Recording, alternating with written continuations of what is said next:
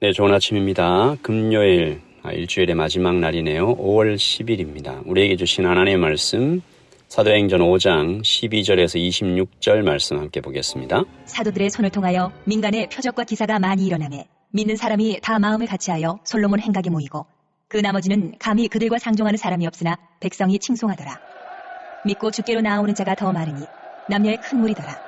심지어 병든 사람을 메고 거리에 나가 침대와 요 위에 누이고 베드로가 지날 때에 혹 그의 그림자라도 누구에게 덮일까 바라고 예루살렘 부근의 수많은 사람들도 모여 병든 사람과 더러운 귀신에게 괴로움받는 사람을 데리고 와서 다 나음을 얻으니 대제사장과 그와 함께 있는 사람 즉 사두개인의 당파가 다 마음에 시기가 가득하여 일어나서 사도들을 잡아다가 옥에 가두었더니 주의 사자가 밤에 옥문을 열고 끌어내어 이르되 가서 성전에 서서 이 생명의 말씀을 다 백성에게 말하라. 하매 그들이 듣고 새벽에 성전에 들어가서 가르치더니 대제사장과 그와 함께 있는 사람들이 와서 공회와 이스라엘 족속의 원로들을 다 모으고 사람을 옥에 보내어 사도들을 잡아오라 하니 부하들이 가서 옥에서 사도들을 보지 못하고 돌아와 이르되 우리가 보니 옥은 든든하게 잠기고 지키는 사람들이 문에 서 있으되 문을 열고 본즉 그 안에는 한 사람도 없더이다 하니 성전 맡은 자와 제사장들이 이 말을 듣고 의혹하여 이 일이 어찌 될까 하더니 사람이 와서 알리되 보소서 옥에 가두었던 사람들이 성전에 서서 백성을 가르치더이다 하니 성전 맡은 자가 부하들과 같이 가서 그들을 잡아왔으나 강제로 못함은 백성들이 돌로 칠까 두려워함이더라. 아멘. 하나님의 말씀입니다. 한번 더 읽으시면서 묵상하시겠습니다.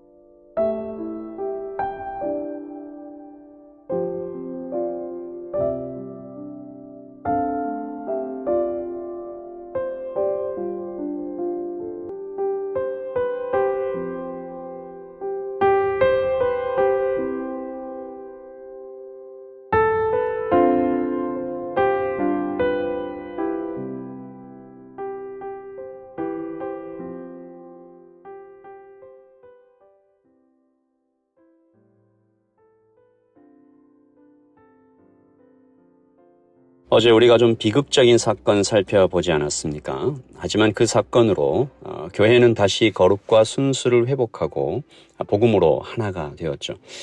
교회는 어제 말씀드렸던 것처럼 사랑의 공동체인 동시에 거룩한 공동체여야만 한다.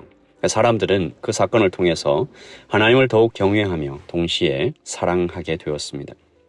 이 땅에서 성도로 살면서 우리도 마땅히 하나님을 사랑하며 동시에 두려워해야 할 것입니다. 이때의 두려움은 공포가 아니죠. 경외함입니다. 하나님의 크고 놀라우심 앞에 떨며 서는 것이죠. 이 둘 다 필요합니다.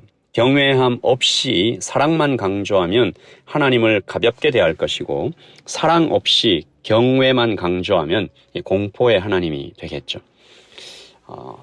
어제 그 사건을 통해서 사람들에게 사랑과 경외의 하나님이 동시에 강조가 되었고 이 복음은 더욱 점점 퍼져 나갔습니다. 사도들은 더욱 힘써 복음을 전하기 시작했고 그들을 통해 하나님은 표적과 기사를 일으키셨죠. 그리고 흥미로운 장면 하나가 오늘 나타나는데 13절입니다. 제가 공동 번역으로 읽습니다. 사람들은 성도들의 모임에 끼어들 생각을 감히 하지 못하였다. 그러면서도 백성들은 그들을 칭찬하였으며 주를 믿는 남녀의 수효는 날로 늘어나고 있었다. 이 13절 말씀이 정말 중요한 말씀인 것 같아요. 이것이 세상이 복음적인 교회를 만났을 때 당연히 나타나는 반응이다라고 저는 믿습니다. 한국에 처음 교회가 세워졌을 때 세상은 성도들을 예수쟁이라고 불렀죠. 상당히 낮춰 부르는 그런 의도로 시작한 이름인데 놀라운 것은 그들이 자신들의 자녀를 교회에 흔쾌히 보냈다는 것입니다. 이게 이런 거죠. 교회는 좀 특이한 곳이긴 한데 나쁜 것은 가르치지 않는다. 우리 자녀들에게 교회는 좋은 영향을 줄 것이다 라고 생각했다라는 것이죠. 지금은 슬프게도 많이 달라졌습니다. 교회는 더 이상 세상과 구별되지도 않고 칭찬받지도 못하는 것 같습니다. 이 두 가지가 연결되어 있는데 교회가 세상의 칭찬만 받으려고 막 애쓰다가 세상과 같아져 버린 것이 아닌가. 어쩌면 이것도 역시 복음을 제대로 알지 못하기 때문일 것입니다. 주님께서 우리에게 가르쳐 주신 사랑과 희생과 신비를 교회가 잘 담아내지 못하는 것이 아닐까. 간절히 소망하는 것은 이 땅 오클랜드에도 이렇게 세상의 칭찬을 받으면서도 세상과 구별된 그런 교회가, 복음적인 교회가 많이 나타나기를 기도합니다. 초대교회에 이렇게 놀라운 기적들이 많이 나타나면서 사람들이 교회를 칭찬하면서 또한 두려워하면서 그렇게 복음이 점점 퍼져나가고 있을 때 동시에 핍박과 고난도 거세지고 있었습니다.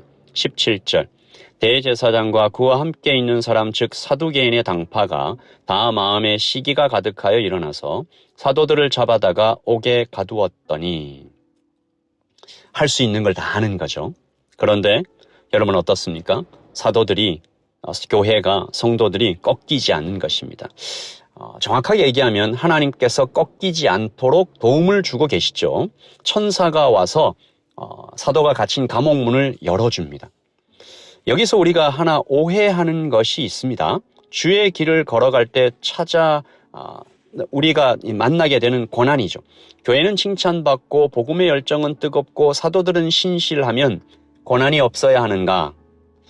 심지어 오늘 15절과 16절에서는 아주 많은 사람들이 회심하고 또 병자들이 낫는 기적도 허다한데 부흥의 불길이 막 타오르고 있을 때 그러면 교회는 평안해야 하는가?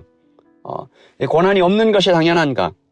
아닌 거죠. 복음을 방해하는 자들은 오히려 그럴수록 더욱 날뛸 것입니다. 심지어 천사가 와서 감옥문을 열어주는 기적을 행했는데도 이것을 이상하다, 굉장히 놀라운 일이다 라고 깜짝 놀랬지만 다시 사도들을 붙잡아 오는 걸 보십시오. 25절 사람이 와서 알리되 보소서 옥에 가두었던 사람들이 성전에 서서 백성을 가르치더이다 하니 성전 맡은 자가 부하들과 같이 가서 그들을 잡아왔으나 강제로 못함은 백성들이 돌로 칠까 두려워함이더라. 26절은 이들의 정체를 밝혀주죠. 성전 맡은 자가 부하들과 같이 와서 그들을 잡아왔으나 이 기적, 신비, 하나님이 이것을 행하시는지 아니신지 아무 관심이 없는 거죠. 그런데 그들이 두려워하는 것 딱 하나 있습니다. 사람들입니다. 백성들이 돌로 칠까 두려워합니다. 사람을 두려워하는 자들이죠.